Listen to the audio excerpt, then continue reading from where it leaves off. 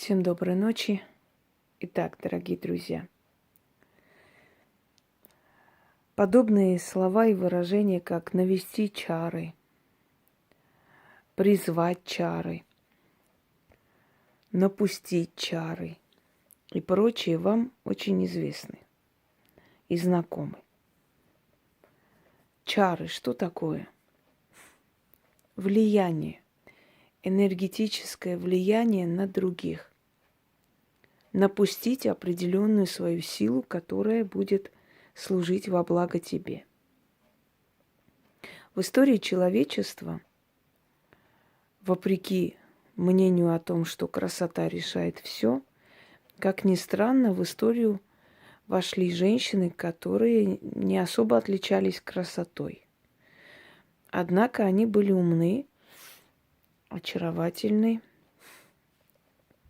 Вот от слова чары.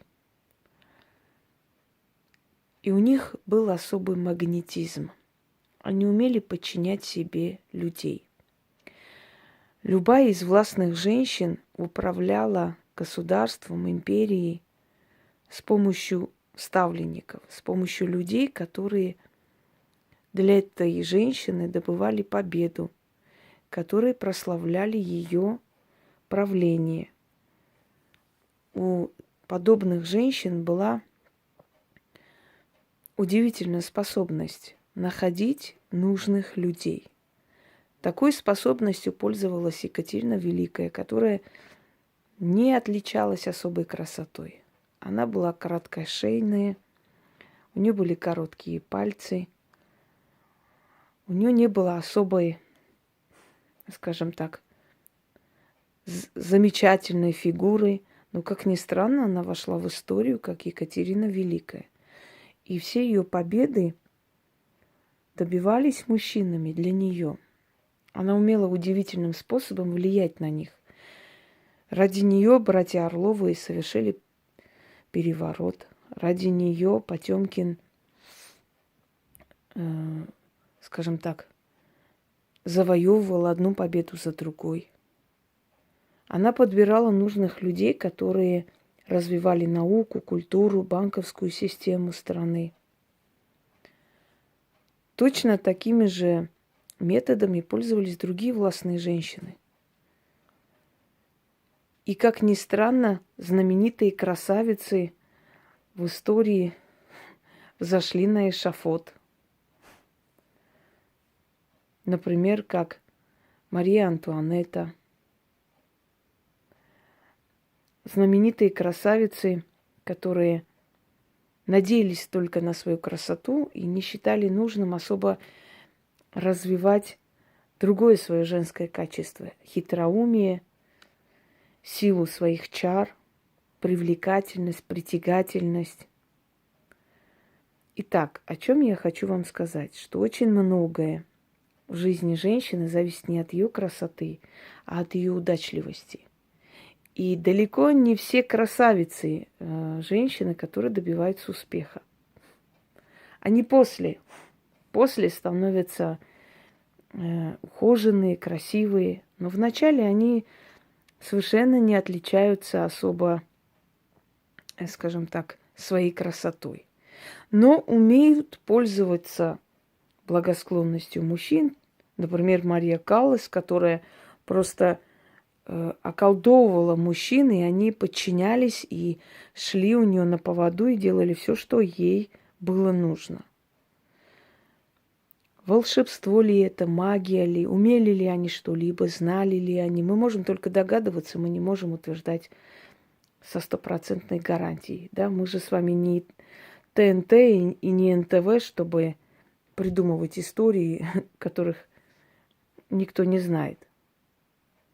Но, как ни странно, эти женщины имели влияние на своих мужей, на окружение. Софья Палеолог, которая не отличалась особой красотой по описанию очевидцев, точно такой же властью обладала. И говорили, что она умела колдовать, что она привезла из Византии очень много таинственных книг, которые, впрочем, стали библиотекой Ивана Грозного, который так и исчез и не было найдено. Первая, извиняюсь, Елизавета Первая, которая не отличалась красотой и правила Англии 44 года. Ее правление называли Золотым веком. Она собрала вокруг себя самых именитых мужчин. Так вот, я хочу вам сказать, что для того, чтобы быть удачливой женщиной и пользоваться мужчинами во благо себе, не обязательно быть королевой или султаншей.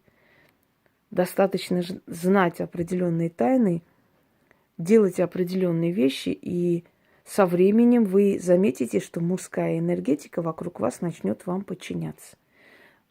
Ваш начальник начнет к вам более благосклонно относиться. Именитые мужчины будут вам встречаться, которые будут, скажем так, помогать вам в ваших делах. Если вам нужен щедрый и богатый жених, он появится со временем. Если вам нужен муж из, скажем так, из этого круга, он появится со временем. Однако вам нужно делать то, что вам сейчас я подарю. Называется власть чаровницы.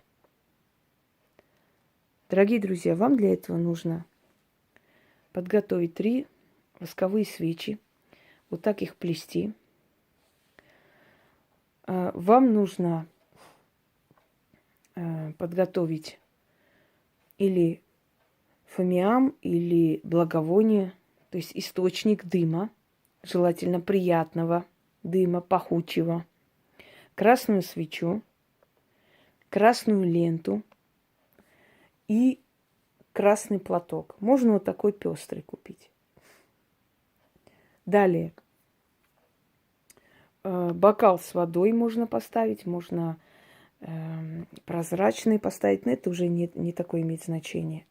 Вам нужно поставить на алтарь, то есть определенные свои украшения. Желательно, чтобы они были, естественно, полудрагоценные или драгоценные камни, металл, серебро или золото. Другое не допускается.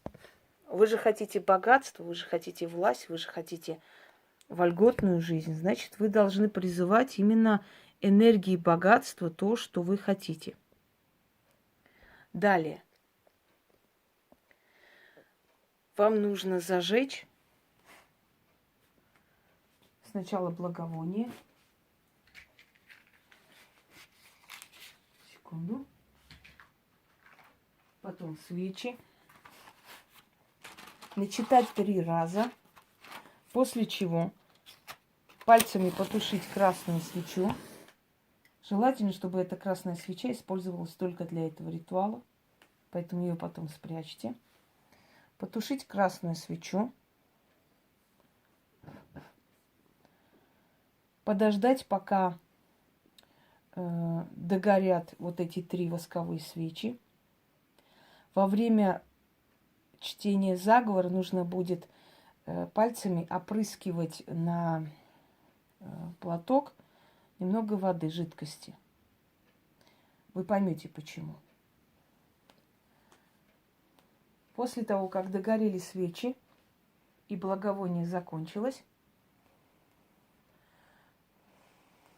это все собирается воедино, можно в маленький мешочек. Убирается полностью все, что есть на алтаре.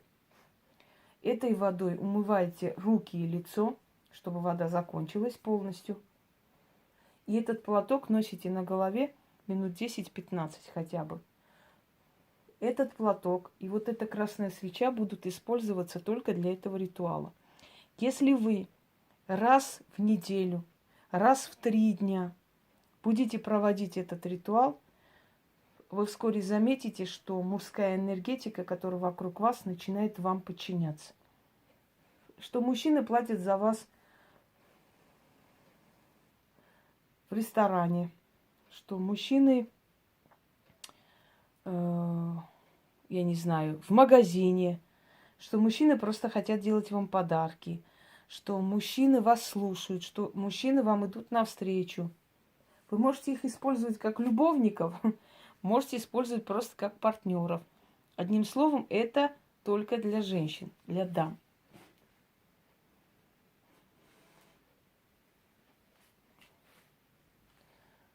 Так. И в конце я прочитаю один раз, вам нужно будет читать 3 раза.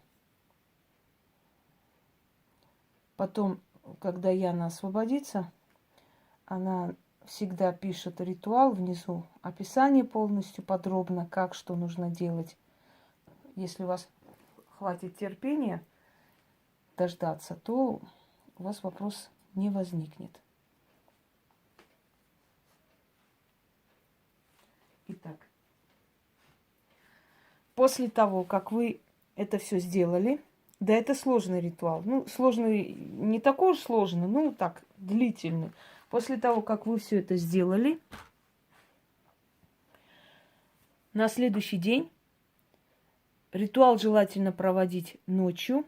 Луна не имеет значения, не спрашивайте про Луну. На следующий день вы носите огарки свечей и остаток вот благовония и столько монет, сколько вам лет. Оставляйте возле дерева и привязывайте к ветке вот эту красную нить, красную ленту, и говорите: пусть будет так, как я просила. И идете, не оглядываясь. Делайте это часто, если вы хотите, чтобы результат был быстрый и очень сильный. И вы сами увидите, что будет происходить. Итак, благовоние, красная свеча, платок, 3 восковые свечи. На алтарь ставим украшения, потому что вы призываете богатством богатых людей, именитых людей со связями, не просто там абы кого. Вам же не нужно, чтобы в вас влюблялись все, кто особо вам не интересен, правильно? Вам нужно, чтобы в вас влюблялись и симпатизировали вам мужчины, которые властные, сильные, щедрые, умные, со связями, от них есть толк. Вам для этого нужно. Вы хотите быть очаровательной женщиной, привлекать внимание всех и вся, где бы вы ни появлялись, чтобы все внимание поворачивалось в вашу сторону. И я вас уверяю, даже если у вас средняя красота, вы добьетесь этого эффекта. Начнем?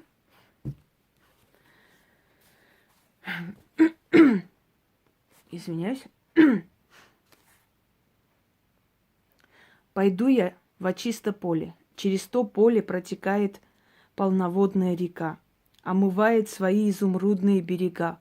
Разожгу священное пламя, дым поднимется до небес, до престола богов. Водой полью поле.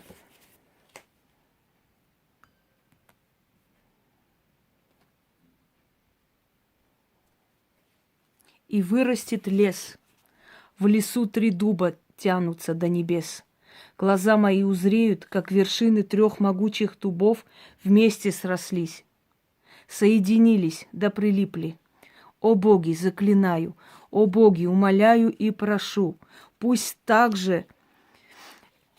как срослись вершины дубов, так и срастаются, да вокруг меня собираются, да вертятся князья и вельможи, начальники и генералы, да мужчины сильные, богатые, властные, знатные да разумные.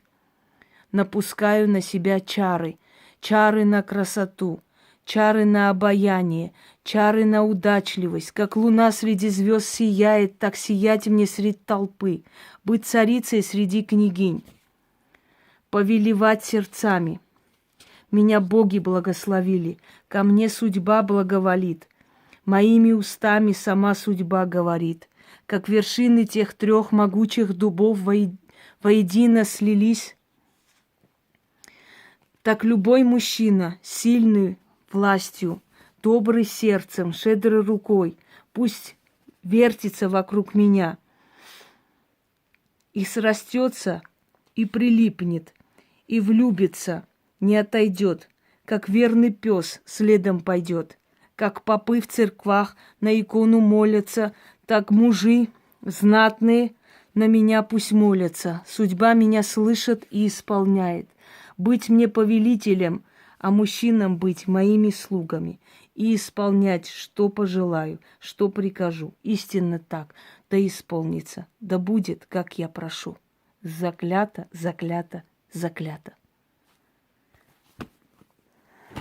Подождать, пока благовоние, значит, потушите свечу, подождать, пока благовоние закончится, истлеет, свечи догорят, положить это все в какой-нибудь мешочек или можно в платок, завязать, это все убрать, водой помыть, умыть лицо и руки, эту ленту спрятать вместе с мешком и подготовить столько монет, сколько вам лет.